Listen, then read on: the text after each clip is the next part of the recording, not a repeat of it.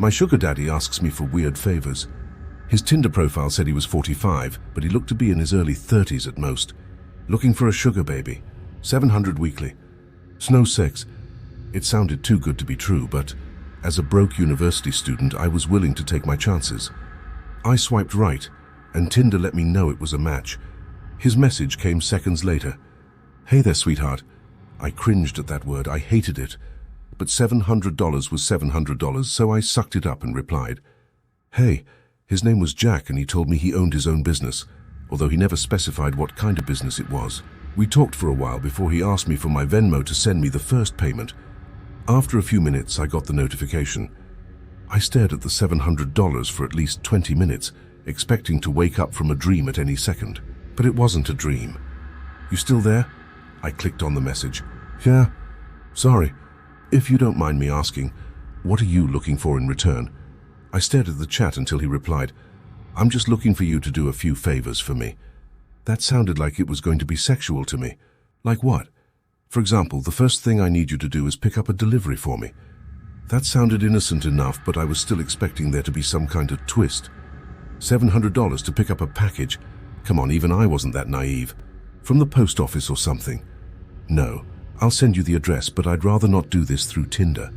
You got Kick? Or you can give me your number. Kick, what was this, 2011? I decided to give him my number instead, and he texted me the address immediately, followed by the address to his house where I would have to drop off the package. I'm not home right now, but there's a key on the bottom of the blue flower pot near the door. Go inside and put the package on the coffee table in the living room. Make sure that you lock the door when you go inside the house, and then lock it again when you leave. I grabbed my car keys and wallet, and got into my car, putting the address into Google Maps. Got it? OMW. My phone buzzed as I backed out of my driveway. I'm serious. Lock the door both times, please. I thought that was a little excessive, but I promised him that I would. The house looked abandoned. It had a broken chain-link fence around it, with a small door that was hanging onto dear life. It stuck out like a sore thumb, surrounded by houses that were a lot nicer than this one in comparison. You here for Jack's shit? I looked up to see a man standing in the open doorway of the house. He took up almost the entire space, his head skimming the top of the doorframe. He was huge, in height and muscles, and his entire torso was covered in tattoos. Yeah, I guess, I replied, not moving from my spot on the sidewalk. Stay right there, he said. I did. I actually don't think I would have moved if he had asked me to. I looked around and realized that there was no one else on this street. I was a 21-year-old woman alone in the street. I gripped my car keys. A few minutes later, the man came back out carrying a cardboard box. It was about the size of a shoebox, but stained and damp on some of the corners. Can you open your car? He asked. I opened the trunk, not wanting that inside on my car seats, and he set it in. All right, there you go, he said. Thanks, I replied. I walked around to the driver's side of the car and opened the door. Oh, and one more thing, he said. I looked at him. Watch out, he said. I didn't reply. I blasted my music as I drove to Jack's house, hoping it would drown out my anxiety. It didn't. I parked my car in the stone driveway and stayed inside the car, admiring the house. It was a huge house, with stone pillars on the front porch and the greenest grass I had ever seen in my life. I turned the car off and got out. I grabbed the package and walked to the front door, getting the key from where he said it would be. I opened the door and stepped in, closing it behind me. I thought about what he had said, about locking the door when I got inside. I thought that was a little overboard, but as I stared at the closed door, something made me reach out and lock it. I walked inside, my feet cushioned by the thick maroon carpet, and admired the inside of the house.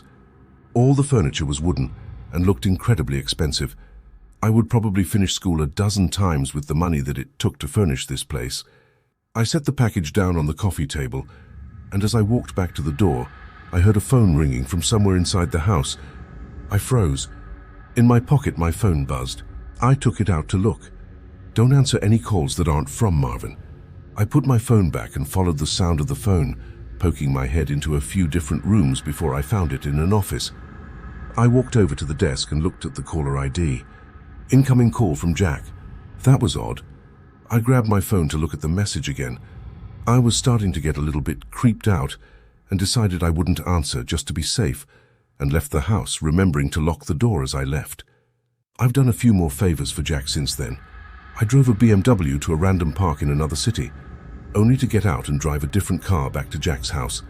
He had me meet one of his employees at lunch, who then gave me a briefcase to deliver to the first house I had gone to and told me he would know if I looked inside.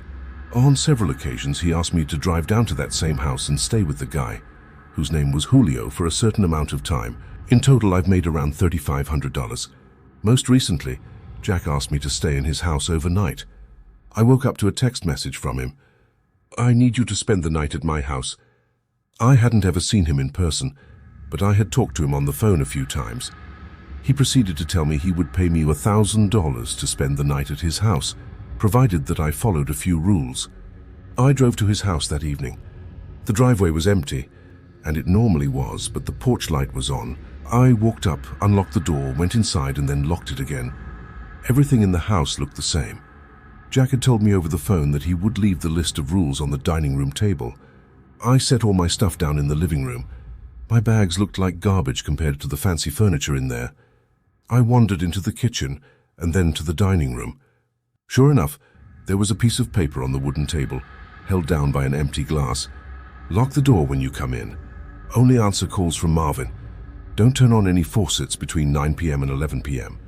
Don't open the door for anyone, no matter who they say they are, after 10 p.m. If the door to the closet at the end of the hall is open, sleep in the library.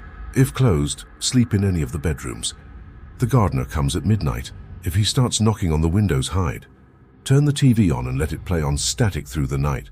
Do not forget to do this. Help yourself to anything in the fridge. I'll pay you in the morning. Good night." I made sure to follow all the rules. To be honest, I was regretting my decision. But seeing as I was already here and I was getting paid, I decided to stay anyway. I figured as long as I followed all the rules, I'd be perfectly fine. Still, it felt a little odd.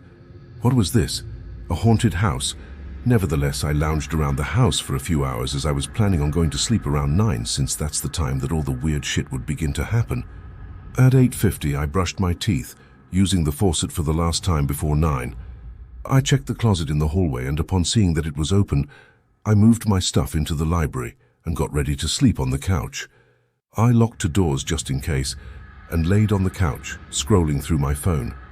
I hadn't gotten any more messages from Jack, and I started to think up scenarios and reasons as to why he had such strict, peculiar sets of rules in his house. I had dozed off at some point because at exactly 10:16 p.m., I was woken up by the doorbell ringing. I was about to get up to check, but then I remembered the rule. Don't open the door for anyone, no matter who they say they are, after 10 p.m. I stayed on the couch, trying not to move, paranoid that they would hear even the slightest sound.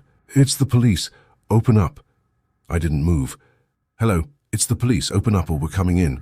I still didn't move, but I could hear my heartbeat in my ears. There was silence for a while after that. Then the doorbell rang again. "Hey, it's Jack. Let me in." It sounded like Jack, but still I didn't get up. He would have a key, wouldn't he? Why would he need me to let him in? This continued for almost a full hour.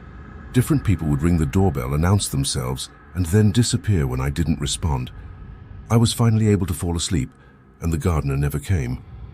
When I woke up the next morning, I heard someone in the kitchen.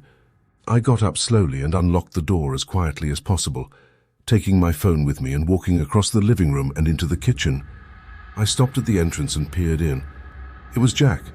He was standing in front of the stove, stirring something as the coffee machine brewed coffee on the counter behind him. "Hey, good morning," he said when he saw me. "Hi," I replied, nervous. I hadn't seen him in person before, but he looked exactly like his pictures online. "Scrambled eggs?" he asked, motioning to the pan with a wooden spoon. "Yeah, thanks," I replied, walking over to take the plate from him. I ate my breakfast and drank some coffee in silence. "So how was it?" he asked. "It was okay. Nothing super freaky happened," I replied. "Cool," he replied. There was an awkwardness in the room. "I think I'm gonna go now." "I have class," I trailed off. "I didn't, but I really wanted to get out of there." "Oh no, yeah, sure. I'll talk to you some other time," he replied. I grabbed my stuff and he walked me to my car. I could see him standing in the driveway, staring at me as I left. When I got home, I unpacked all my stuff and noticed that I still had the list with me. I sat on my bed and read it again. I felt my body tense up as I realized that I had forgotten something. Turn the TV on and let it play on static through the night. Do not forget to do this. Turn the TV on and let it play on static through the night. Do not forget to do this. Do not forget to do this. I stared at the words on the page until they lost meaning. Beside me, my phone buzzed, snapping me back to reality. It was the $1,000 payment. I looked at my phone and then back at the list.